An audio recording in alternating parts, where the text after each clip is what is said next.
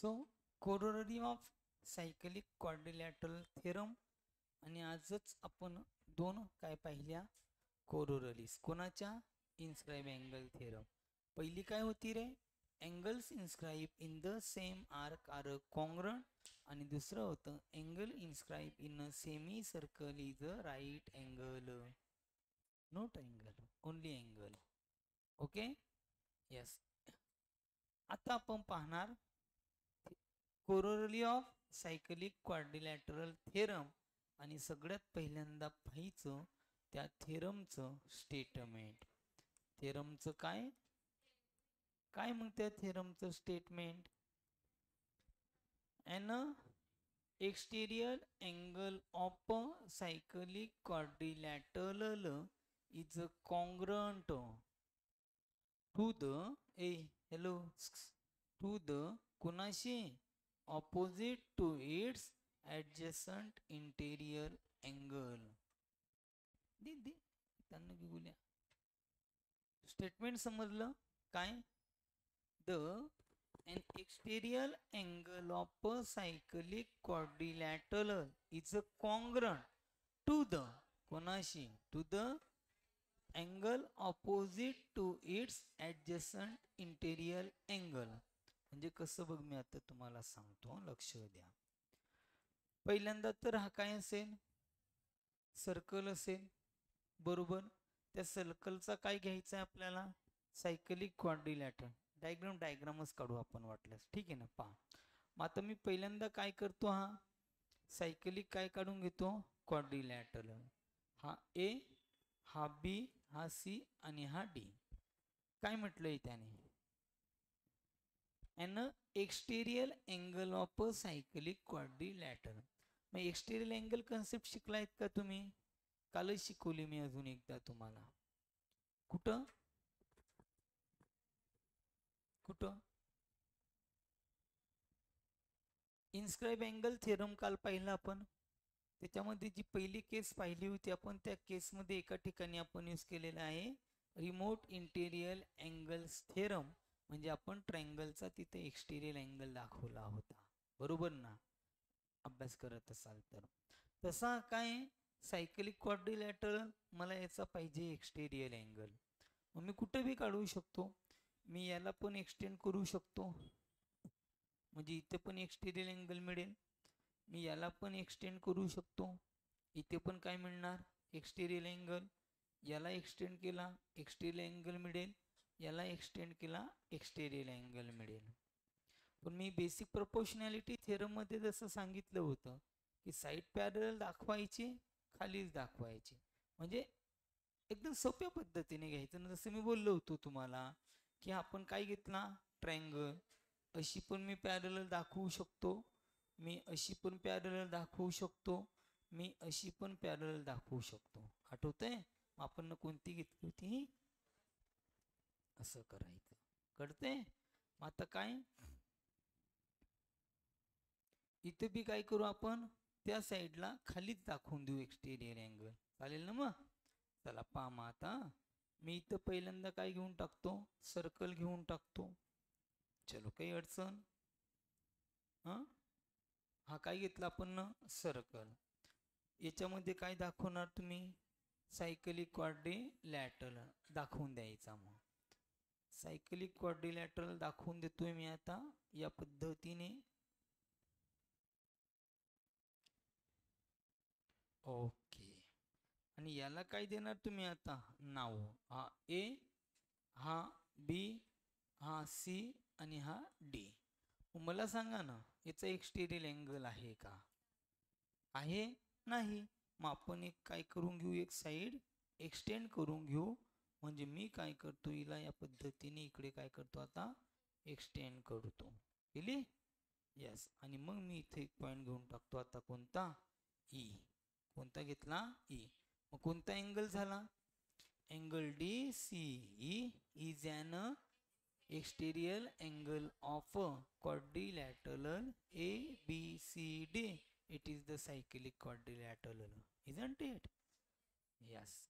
So आता आपण काय म्हणूया, इथं बघ, लक्षात घ्या आता की स्टेटमेंट परत एकदा पाहायचं. काय थेरमचं statement? An exterior angle of a cyclic quadrilateral is congruent to the angle opposite to its adjacent interior angle. Okay ना?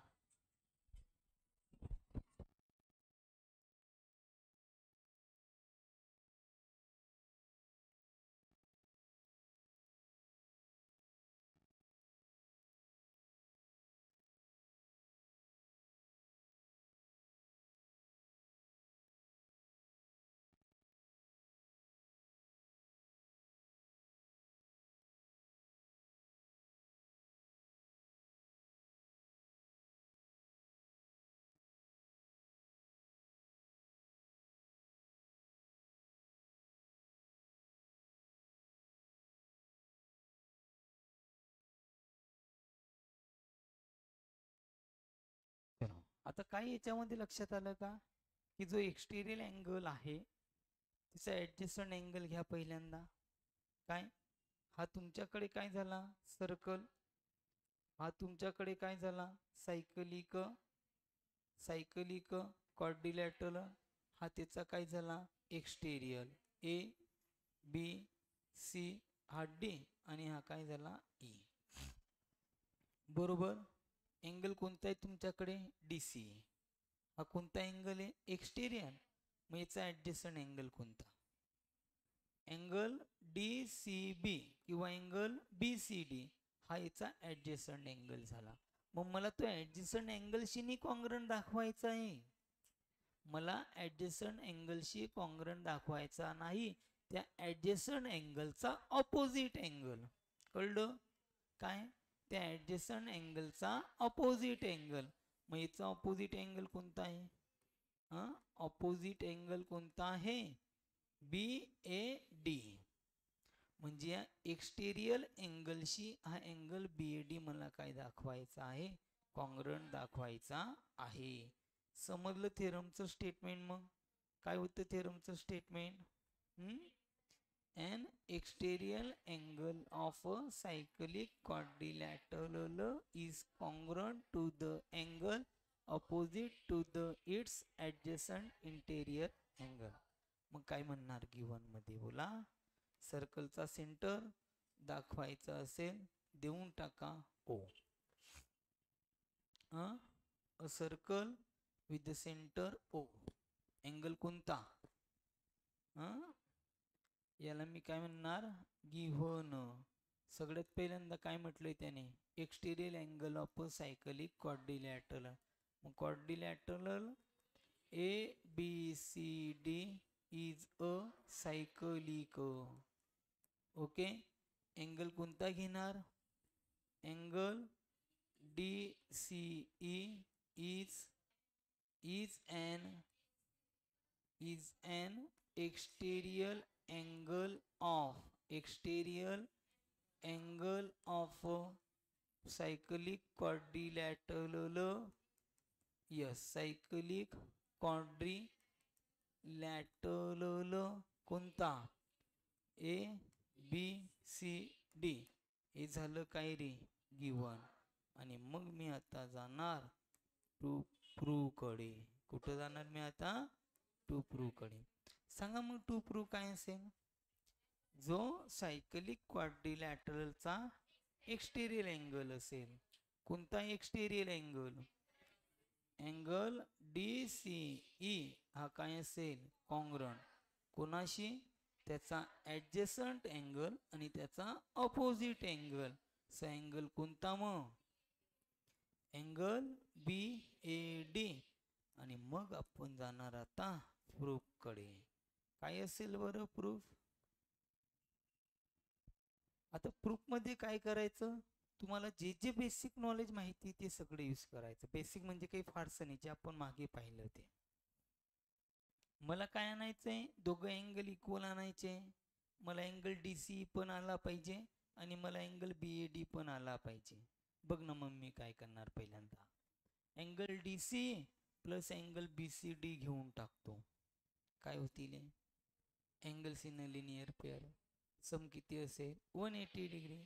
आणि दुसरा angle BAD plus angle BCD is equal to 180 degree. Theorem of cyclic quadrilateral. Right hand side 180 180 कशा झाल्या equal, left hand side काय झाल्या equal. BCD दोघांमध्ये काय झाला सेम. करा कॅन्सल, डायरेक्ट टू प्रूव्ह. समजलं? सोपे थेरम, खूपच सोपे आहे. बघ मी काय म्हणणार पहिल्यांदा मग. सो अँगल कोणता रे, angle DCE plus angle BCD is equal to 180 degree. Equation number 1. Reason देणार मी, angles in a linear pair. चलो काही अडचण नाही.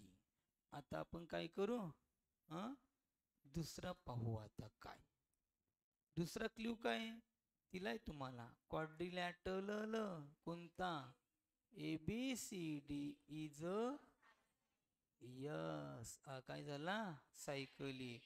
आणि याला तुम्ही रिझन काय देणार आहे, गिव्हन. काय द्यायचं, देऊ मग. पहा मग आता याला मी इथं म्हणणार गिव्हन. चलो ओके. आता हा जर सायकलिक क्वाड्रिलॅटरल झाला तर थेरम माहिती तुम्हाला कोणता, angle BAD plus angle BCD is equal to 180 degree. Opposite angles of cyclic quadrilateral are supplementary.